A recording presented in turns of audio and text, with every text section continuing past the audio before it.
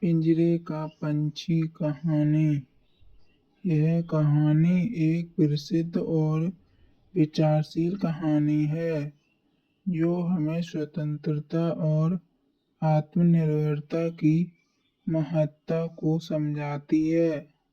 यह कहानी एक छोटे से पिंजरे में बंद एक पंछी की है जो अपनी स्वतंत्रता के लिए तरसता है।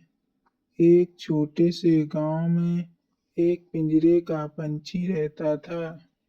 उसे सुबह सुबह चहचहाने की आदत थी, लेकिन वह पिंजरे के अंदर ही बंद रहता था।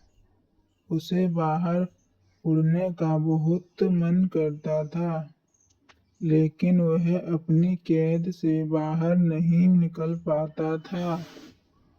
वह पिंजरे के अंदर अकेला और उदास रहता था। कभी कभी वह सोचता कि बाहर की दुनिया कैसी होगी और क्या वह कभी वहां उड़ने जा पाएगा। एक दिन पिंजरे के मालिक ने सोचा कि वह पंछी को थोड़ी देर के लिए बाहर उड़ने का मौका देगा। उसने पिंजरे का दरवाजा खोला और पंछी को बाहर उड़ने दिया। पंछी बहुत खुश हुआ और उसने तुरंत अपने पंखों को फैलाया और आकाश में उड़ने लगा। उसे ऐसा महसूस हुआ जैसे वह स्वतंत्र हो गया हो।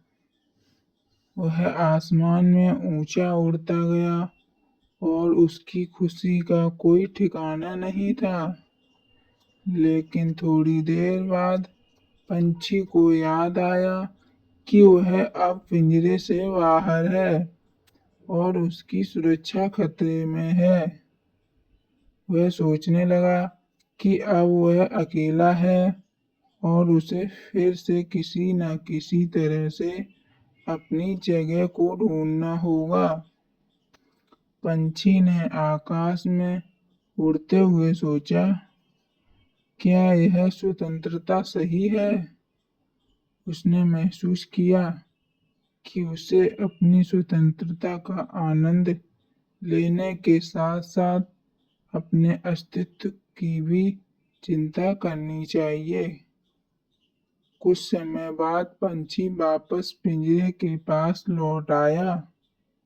मालिक ने उसे देखा और उसका स्वागत किया।